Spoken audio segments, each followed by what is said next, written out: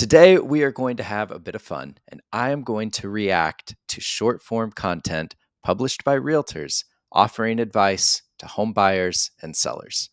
I love being alive in 2025 because pretty much every real estate professional is also some form of content creator. And don't hear that as me hating on the player, much less hating on the game. I recognize the irony that here I am on YouTube, but some of the stuff that I've come across is truly absurd.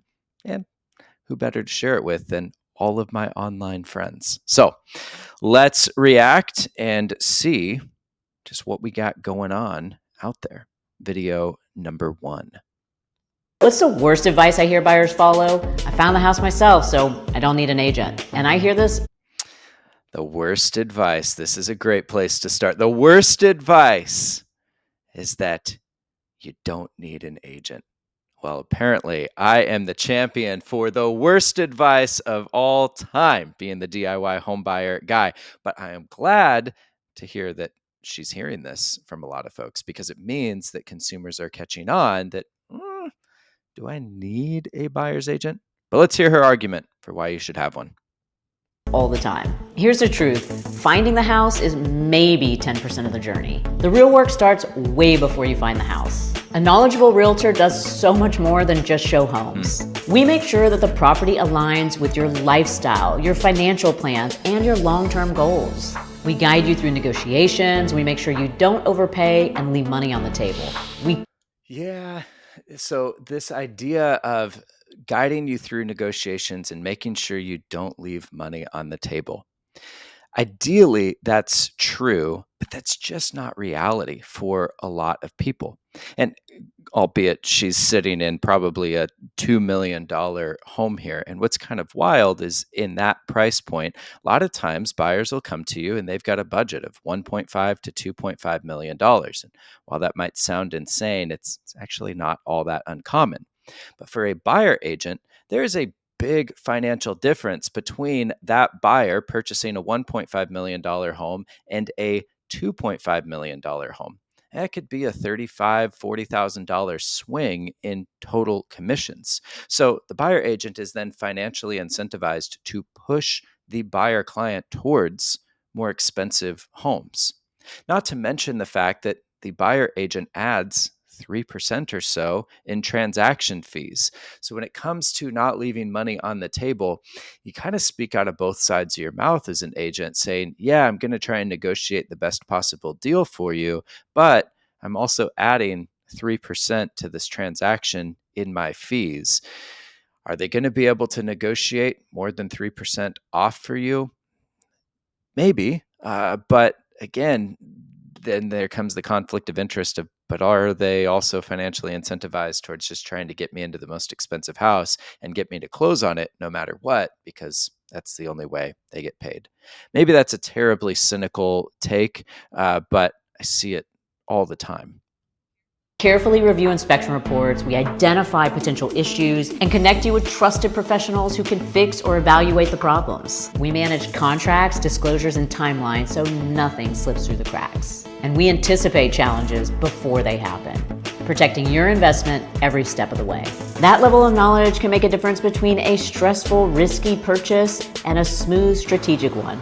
That's where the real value lies. So let me ask you, what's the biggest piece of bad advice you've ever heard about buying or selling a home? I don't hate this. I think that she's largely right, that this is what a good agent ideally does for a client, is that they help make it a very smooth, stress-free transaction. They prioritize their clients' needs every step of the way. The problem is that this is Instagram world that we're watching. It's not the real world. And the real world is not one of idealism. It's one that's dominated by a lot of desperate agents who are pretty darn greedy. And a lot of home buyers experience that. So while in theory, what she's saying sounds great, again, I just raised the question of, well, then why is the incentive structure so misaligned so that buyer agents make more when home buyers spend more? And buyer agents inherently need to create pressure for deals to close so that they get paid at all. Hi, I'm Mike Delina. This house behind me, it's not my listing, but I'm sure gonna make it look like it is. In fact, this video isn't even about the house. It's about me. Well, a version of me that appeals to you.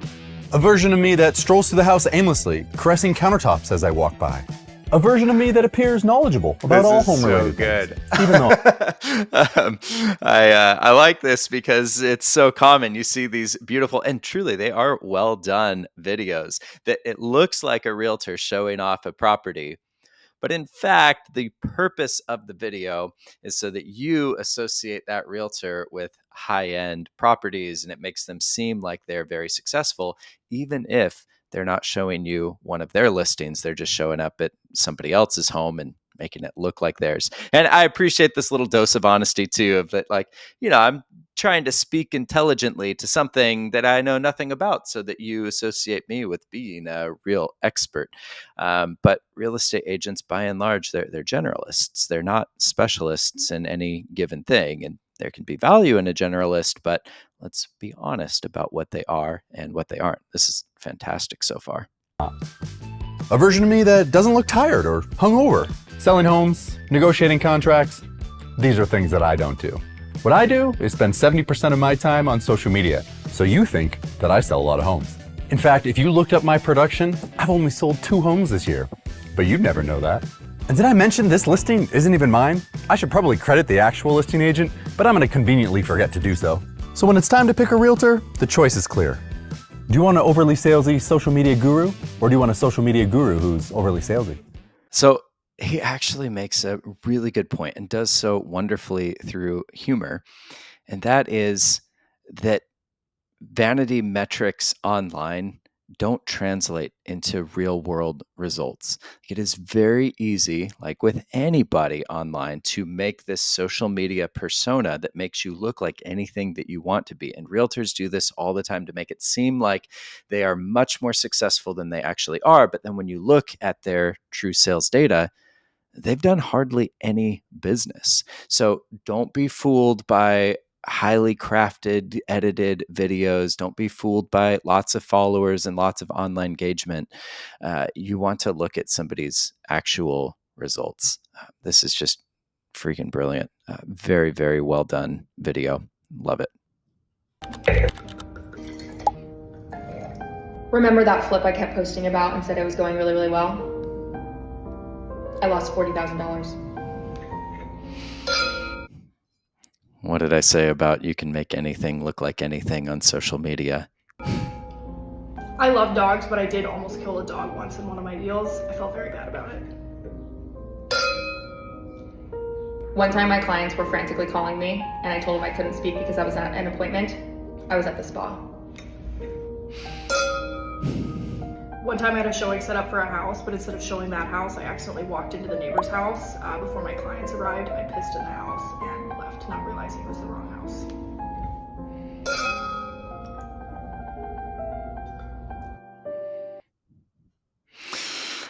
Okay, so there's a lot here. The one that really stands out is the clients frantically calling, and the agent makes it sound like they were in another meeting when they were actually at a spot. And I get it. Like everybody's got to have time off and take care of themselves. So that's not a problem. But the issue here is that these agents are trying to be honest about their indiscretions, which I respect.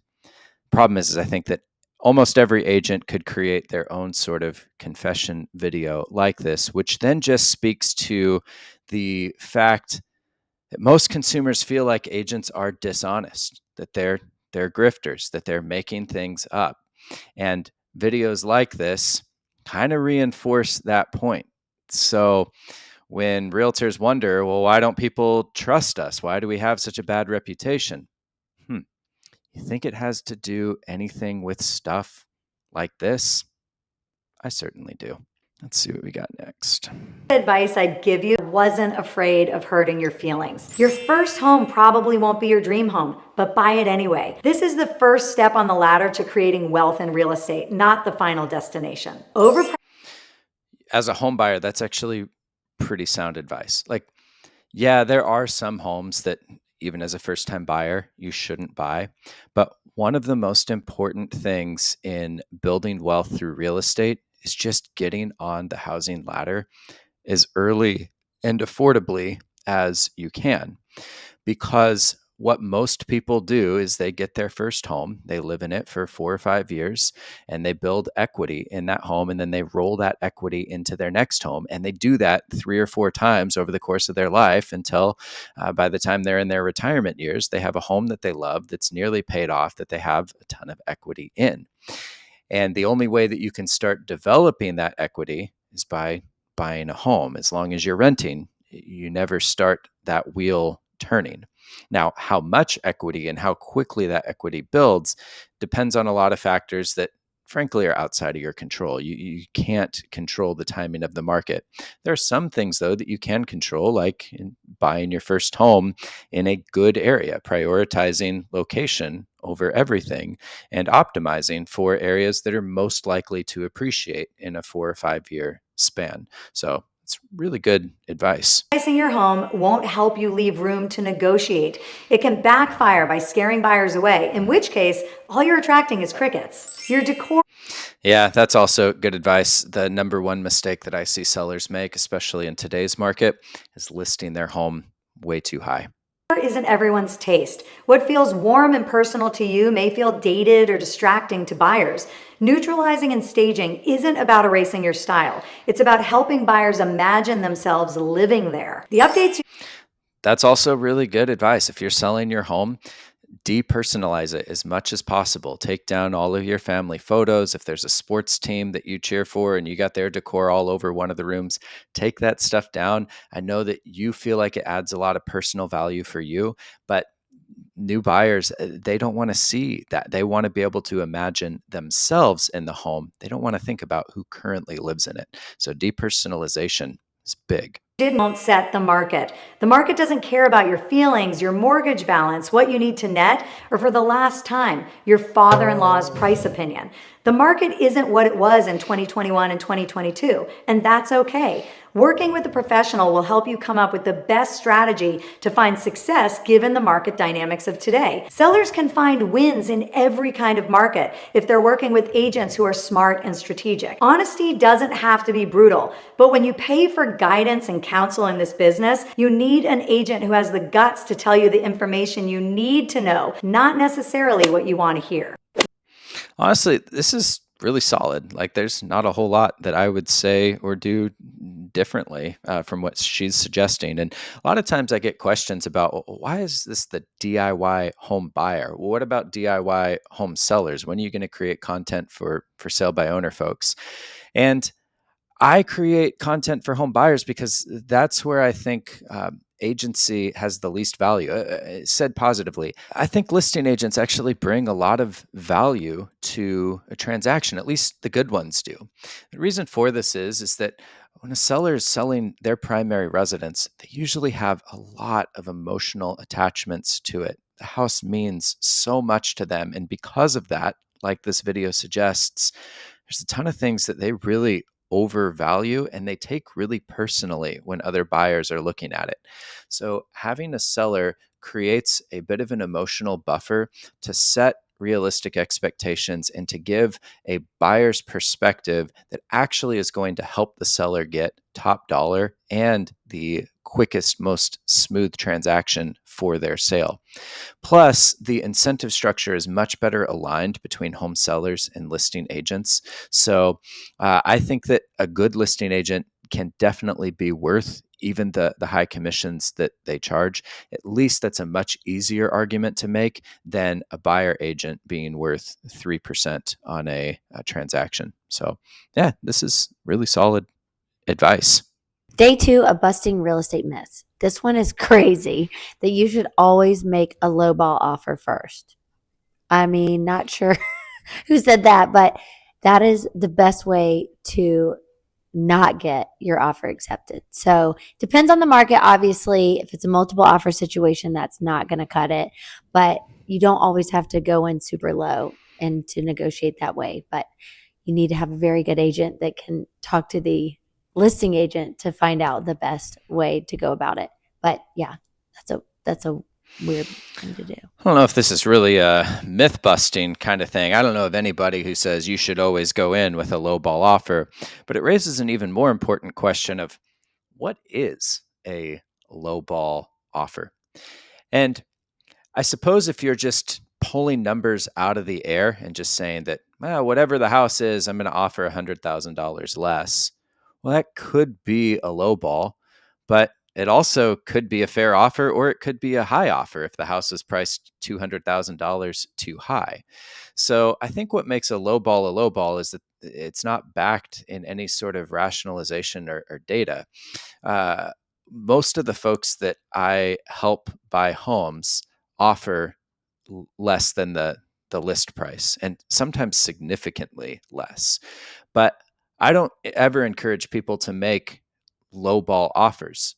If they're going to make a low offer, I help them come up with rationale and data points to support where they're coming in at, so that the sellers really consider it. They really consider why the buyer is offering what it is that they're offering. And more often than not, that offer gets accepted, even if it was significantly under the list price and without the data and rationalization could have been considered a low ball. It wasn't, because it was a sincere offer with sincere effort. And I don't see a whole lot of agents. Buyer agents don't want to submit lowball offers because they don't want the offer to get rejected. They don't really want to have to negotiate because they don't get paid unless the house closes. And so the stronger of an offer you come in at, the more likely that offer is to get accepted, the more likely they are to get paid. So again, we get back to this misalignment of incentive structure, where your buyer agent wants you to offer as much as you possibly can so that you can get the home, so that they can get a paycheck at the end of it. All right, let's see what else we got. First thing that I always ask a seller is, is this a test? And they say, well, what do you mean is this a test? I say, well, is this part of the interview? Or, are you testing, my negotiation skills? Or are you just genuinely asking? Well, they say, no, I'm genuinely asking. I say, okay, fair enough. I say, is it fair to assume that the agent that you do decide to hire, whether that be me or somebody else, that you do want that agent to be a strong negotiator on your behalf? And they say, well, of course. I say, okay, well, can I just ask you a blunt question then? And they say, yeah, sure. What's that? I say, why then would you consider hiring me if at the drop of a hat, I'm willing to discount my commission and show you my inability to negotiate? I mean, does that give you a good feeling that when you're not even around, that I'm going to be negotiating on your behalf? I mean, be honest. And they always say, well, that's a really good point. And I say, well, here's something to consider. See, the only way that I get paid anything is if I produce the result that you want. And so my question for you is, if you decided to hire me and I was able to produce an offer that you loved or more, would you be upset with how much you're paying me? And I always say, no, that's a good point. We'd be happy to pay you. So the question you have to answer tonight is, what's more important? Do I want an agent who charges the least amount of money, or the agent that I believe will put the most in my pocket? So if an agent wants more scripts like this. I see this all the time in the agent community. And Brandon, this guy is like one of the top real estate coaches. And I've heard him talk about this in other videos before, where basically if a client tries to negotiate your commission as an agent, your trump card is, well, don't you want me to negotiate for you? And what kind of a negotiator would I be if I was willing to reduce my commission? And it's supposed to be like the ultimate gotcha. Candidly, it works a little bit better on the home seller side because there's just better alignment between the home seller wanting maximum dollars for their home and the agent trying to get them maximum dollars so that they get paid the most possible as well. And if we're talking the difference between a 1/4% or a 0.5% between one agent and another, it's probably not the difference maker if one agent is clearly superior when it comes to their ability to market a home. Like, they really could get you an extra 20, 30, even $50,000 on the home compared to an agent who doesn't know what they're doing marketing wise. But this logic really doesn't hold on the home buyer side. If anything, actually, a buyer agent that charges less in commission makes their buyer more competitive because they're reducing transaction. In other words, if most sellers are prepared to pay a buyer agent 3% commission and you have a buyer agent that only charges 1%, well, now you've just increased your purchasing power or made your offer more attractive by 2% compared to most other people that are out there in the market.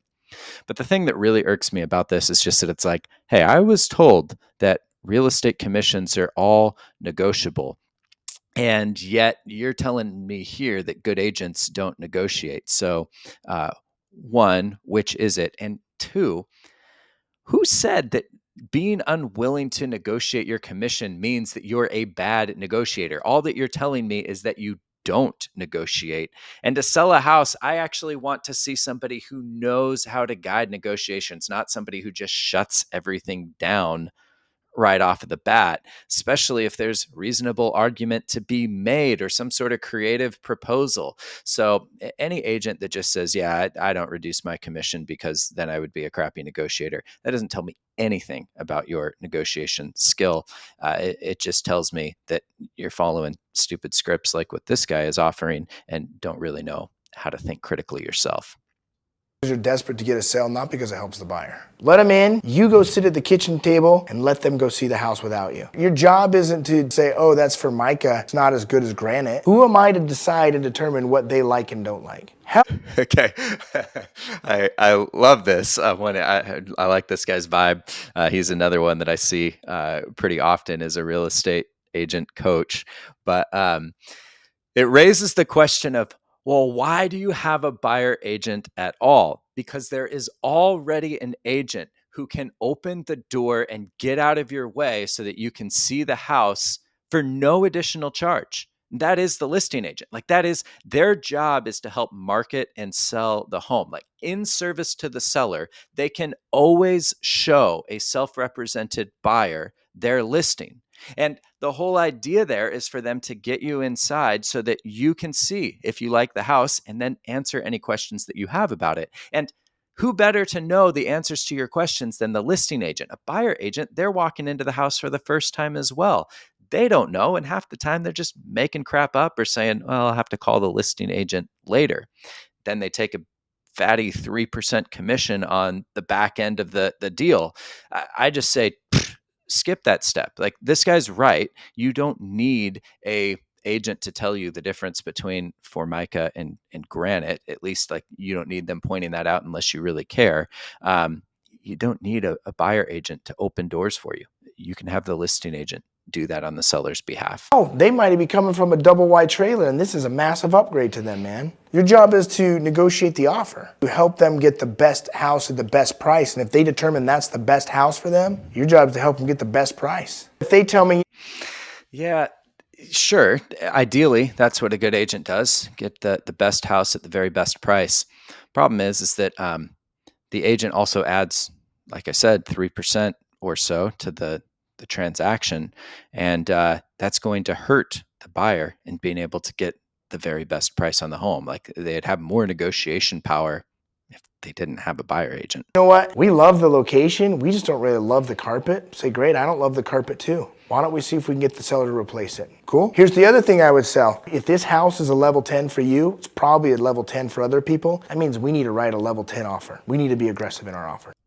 Dude, he did not. He did not just say that. If this house is a level 10 for you, it means it's a level 10 for other people. So we need to write a level 10 offer. Let me translate that. Like, that sounds amazing. That's a fantastic line from a salesperson, no doubt.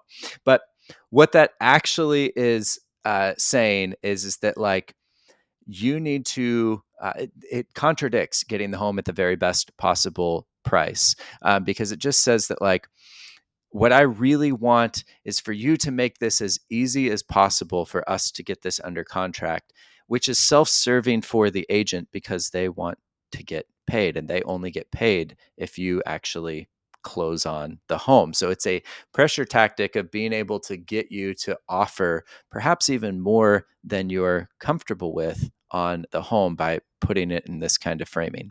Now, if there genuinely are multiple offers or it's a really competitive home and market, then yes, there are strategies and you may need to put your very best foot forward. But putting your best foot forward on a home is different than a level 10 offer as defined by a real estate agent who is financially incentivized for you to buy it.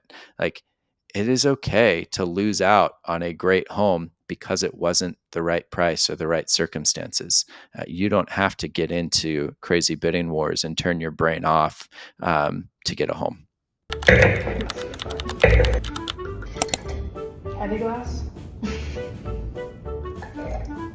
One time I showed the house to my clients, and when I was there, I peed in the toilet, not realizing that the water was shut off. Well, they ended up writing an offer on the house, and then a week later we went back for the inspection, and the whole house reeked of old pee. I blamed it on the home inspector. What is up with this woman and peeing in people's houses? I get it. We're all human. We all got to go, but like, this is gross. No. Same, except it wasn't pee. No. No. You did that? No. That's nasty. Stop. I don't want any more confessions of a real estate agent. Ugh. No. Nope. All right. This is actually fair. So a walk-in, somebody that doesn't have an agent, when they come in and meet with they say basically call up an agent and say, hey, I want to see this house. It's totally fine for the listing agent to say, all right, I need proof of ID and I also need proof of funds or a pre-approval letter. It is a vulnerable position that agents put themselves in when they're meeting perfect strangers at otherwise vacant homes. And so I am fully in support of an agent saying, hey, I'll show you the house, but before I meet you there, I'm going to need to just do a little bit of vetting. It's both a protection for their seller client. You put yourself in the seller's shoes. You don't want somebody who's completely unvetted walking through your home. So the agent is serving them, and they're also doing it for their own safety. I think that's something that all of us can certainly respect. If the real estate agent you're talking to keeps bragging about how long they've been in the business, that is a red flag and you should run. I've had a conversation with an agent. One of their first responses to me is, I've been in the industry for 20, 30 years, and they wear it. Dude, I get this all the time, especially as I'm trying to create something new, the DIY Homebuyer Academy. And I get these responses from agents that are like, well, I've been in this for 30 years and, I know everything there is to know about everything there ever was to know. It's like, oh, dude, chill. You haven't sold a house in 7 years. Like, hang on here. Like a badge of honor. They think being in the industry for an extended period of time builds trust or authority with buyers and sellers. So if you have an agent calling you or telling you that they've been in the business for 15 plus years, realize that that means absolutely nothing. What you need to ask instead is how much volume, how much experience have they had in the recent past? So here's the questions that I would ask them directly. How many homes have you sold in the last year? What is the average sales price of the homes that you're selling? And what makes you stand out above the agents that are in your market and already have local authority? By doing this, you're protecting yourself against the sleazy real estate agents who've been in the business for 2 decades and haven't sold a home. If the real Yeah, this is good advice. I mean, if you are going to hire an agent, whether as a seller or even as a buyer, what matters a whole lot more is somebody in the business full time currently selling.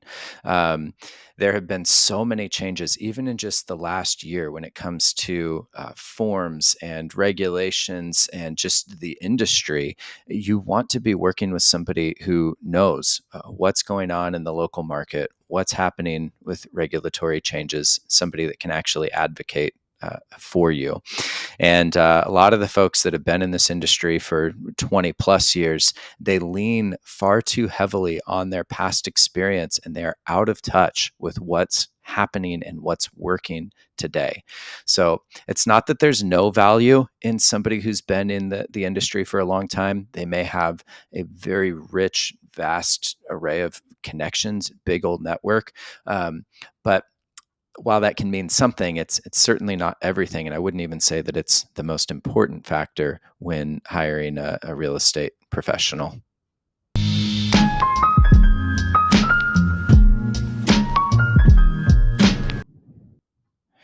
This is how a lot of realtors justify their commissions, is that they say, hey, at the end of the day, I'm actually only seeing 4,500 of the 15,000 that you as a buyer are spending in real estate commissions, as if that's your problem. The problem is that that $15,000 is very real to you. And blaming the inefficiencies of their business on the consumer, well, that's not right. Like, that's bad business. And I am very sympathetic to the fact that there are a lot of inefficiencies within the real estate world. That's partly why I'm doing what it is that I am doing. But to put this on the consumer and to try and generate sympathy, it's not a good look. I don't appreciate this. Magic happens. Have you ever seen MTV Cribs? Really great recessed lighting. I put that in because I fell through the roof when I was trying to install a satellite and I just came right onto the ground. I broke my leg actually. And so I patched the hole up and then placed all of the lights up there. So those are new. You should have seen it when I first got it. It was really a mess and then I turned it into this beautiful thing. So you're welcome. My son took his first steps right where you're standing. Okay. This is exactly why. For sale by owner, sellers struggle so much. This is the exact reasons why, the emotional attachments that they have to the home. This is freaking gold. Are you gonna have kids? Everything is remodeled and redone, freshly painted. The bathtub is where I gave birth. The counters right there are where I conceived my child. Full circle moment here. A good bathroom, I'd say. You'll see a man named George. Sometimes he's looking into this window with some binoculars, but he's not. He said he's looking through the window out into the birds in front of my house. Your house will be your house. If you put an offer in today. Yeah, exactly. It's your house. You're the one who's wanting to buy the house. It's not mine. It's yours.